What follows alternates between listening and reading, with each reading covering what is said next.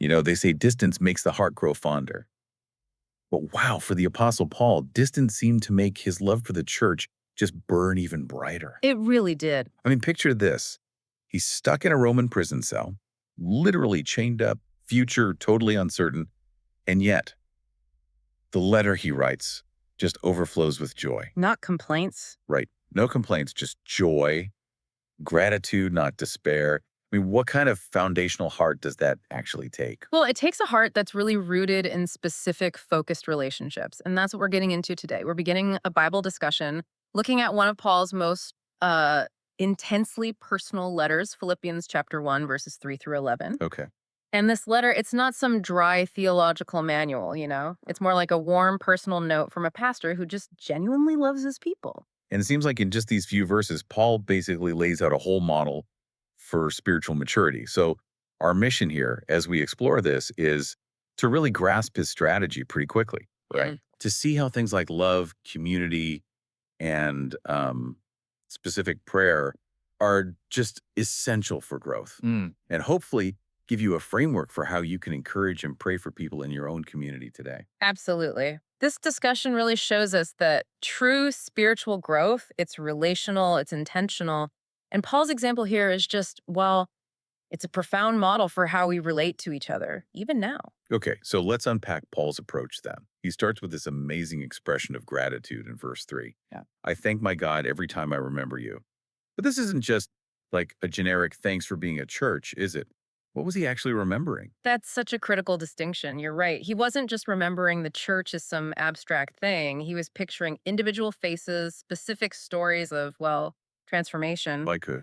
Well, he'd be recalling Lydia, the businesswoman whose conversion basically started the whole church in Philippi, right there in her home. Right, the seller of purple. Exactly. And the jailer, the guy who saw Paul suffering, then had this moment of fear and faith and got baptized, him and his whole family, right in the middle of the night. Wow. And don't forget the servant girl, the one delivered from that spiritual bondage right there in their city square.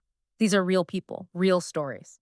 So the memory isn't just sort of misty-eyed nostalgia. Huh. The gratitude is really tied to seeing specific, tangible proof of God's work in individual lives. Precisely. So if we look at the core insight there, Oh. why is focusing on that individual transformation so foundational for spiritual maturity?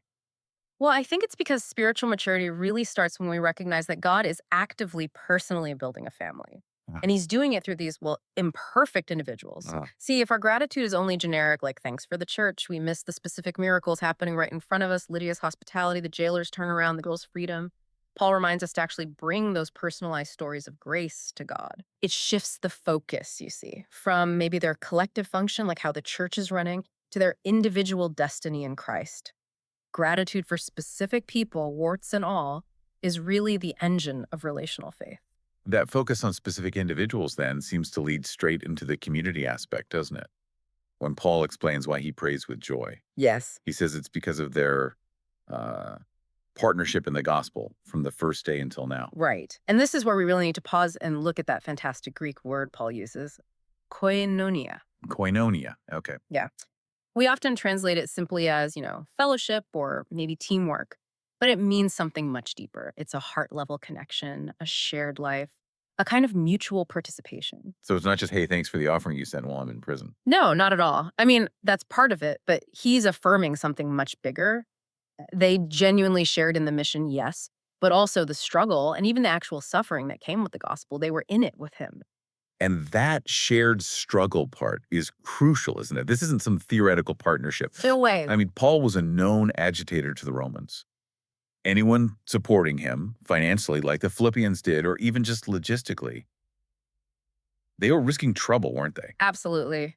Yeah. Legal trouble, social alienation, maybe even getting thrown in prison themselves. Right. Their koinonia wasn't just like a polite church coffee hour. Right. It was standing shoulder to shoulder with someone the authorities saw as, well, an enemy of the state. That really shows a practical side of the word. Exactly. And if we connect this to the bigger picture for us today, it means spiritual growth doesn't happen in comfortable isolation. It just doesn't. You can't really have koinonia, that deep sharing, if you don't share the mission and the struggle, whether that struggle is financial sacrifice, or maybe just the relational effort it takes, or sometimes just showing up when things are really difficult. Isolation starves growth. But active community involvement. That's what fuels it. When believers actually pray for each other, serve together, that's where the growth happens. Okay, but if koinonia means this really deep shared life, shared risk, Yeah. we have to acknowledge the tension here, right? What do you mean? Well, Paul's writing to a church that we know from later in the letter actually struggled with conflict.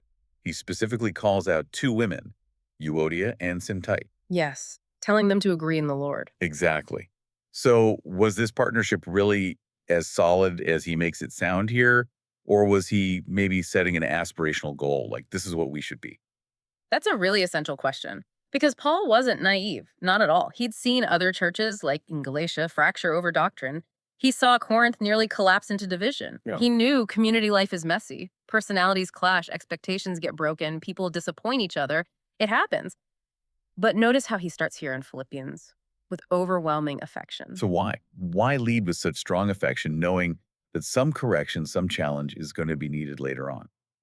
That's Paul's profound pastoral strategy right there, affection before correction. Okay. He understood, I think, that before he could offer any challenge or even just give a necessary reminder, like telling those two women to sort things out, he had to lay this unshakable foundation of genuine love and affirmation first. He said the relationship has to be totally secure before you can start doing the repair work. Exactly. It creates the necessary relational safety net for growth to even happen. He's modeling for us that spiritual maturity doesn't come from demanding perfection in the community. Oh. It comes from growing through the inevitable communal problems together, but rooted in a love that comes before the challenge. Paul is basically saying, look, my confidence in God's work in you and my deep affection for you, that's non-negotiable, even when your personalities inevitably clash. And that non-negotiable confidence, wow, that's powerfully stated in verse 6, isn't it? This is such a profound reassurance. It really is. He who began a good work in you will carry it on to completion until the day of Christ Jesus. I mean, what a weight off the shoulders that is. Think about it. Paul's confidence is not in the Philippians' performance or their discipline or how hard they try. It is entirely placed in God's faithfulness. So if you're listening and you're struggling, feeling like you're inadequate or always falling short, Paul's reminding you you're a work in progress, absolutely. But the one who started the work, he guarantees the finish. that completely reframes spiritual growth, doesn't it? Yeah. It shifts the focus from, I have to try harder to be good, to something more like, I need to trust deeper in this faithful God who is actually working in me. Yes. It's the assurance that God doesn't give up on his projects. He sees them through. And you can see how this assurance fuels his deep affection for them. He really opens up his heart even more, saying it's right for him to feel this way because he holds them in his heart. Yes. And then he says he longs for them all with the affection of Christ Jesus. That word affection, the intensity there, often gets lost in translation, I think. Our background notes mentioned the literal Greek phrase is something like the bowels of compassion, That's right. Splachton is the Greek. which sounds visceral, not exactly polite, formal friendship talk. Not at all.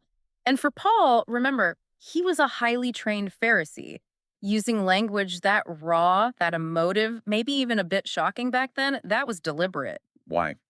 What was he signaling? He was modeling a radical shift, I think, in how relationships should work in this new community. He wasn't just dealing with them intellectually or like institutionally as the church.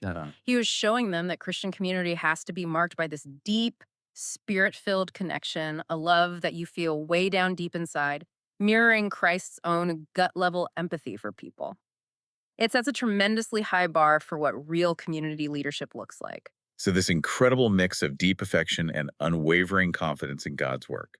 It all sets the stage for the climax of this whole section, doesn't it? Which is Paul's specific prayer in verses 9 through 11. Yes, his model for intercessory prayer. If you're ever wondering, okay, how should I actually pray for someone's spiritual growth?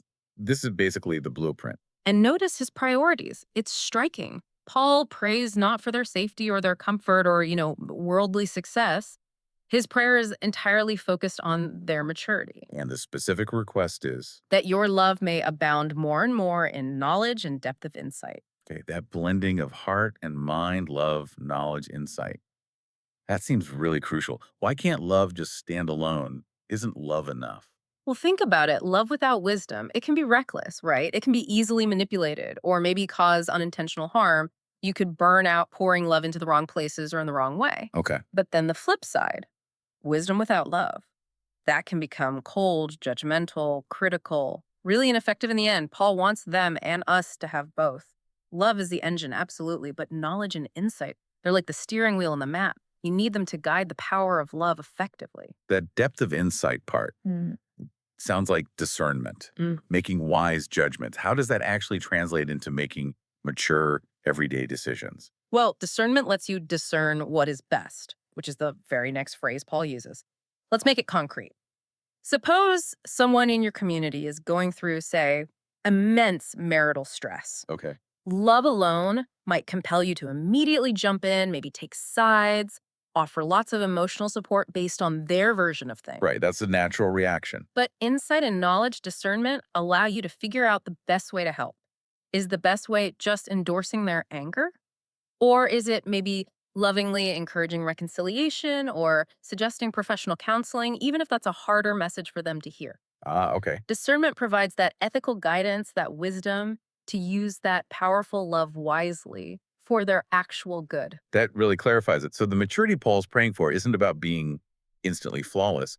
It's more about making choices that are guided by this blend of truth and affection, Exactly. so that, as he says, they might be pure and blameless when Christ returns. It's about the direction, the quality of their choices. Precisely. Maturity is defined by that love growing deeper and deeper, yes, but also by decisions being guided by truth. And ultimately, by lives bearing visible fruit of righteousness, good things happening because of their faith, all for God's glory. It shows that spiritual growth isn't static. It's this constant dynamic process that needs both deep feeling and clear, prayerful thinking.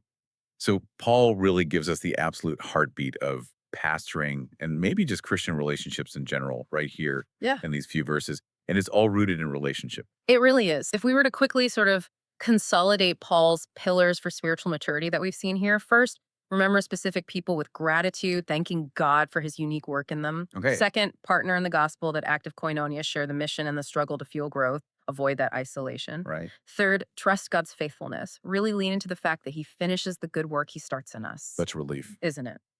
And finally, love deeply, but use knowledge and insight, that discernment, to make sure our affection leads to wise, truly helpful action. So the core message for you, the listener, really remains. You are not alone in your journey. And maybe more importantly, God is absolutely not finished with you. Amen to that. Your growth story is tangled up with the people around you because the church, messy as it sometimes is meant to be this living, breathing family where that growth actually happens. And maybe here's a provocative thought to just carry with you from this discussion. Think about your own current level of koinonia, that shared life. Is it mostly limited to comfortable spaces, safe interactions, or does your partnership in the gospel actually extend to sharing some of the risk, the struggle, the sometimes demanding work of deep affection that Paul models for us, even from a prison cell? That's a challenging thought to end on. If this Bible discussion has encouraged your faith today, maybe given you a fresh blueprint for how to pray for others or connect in your community, we really hope you'll stay engaged with us. Yeah, there's so much more in Philippians. Absolutely. We'll be exploring the rest of this incredible letter next time, diving into how Paul somehow turns his prison chains into a platform for radical joy. So go ahead and click on the next discussion, and let's keep growing together in faith.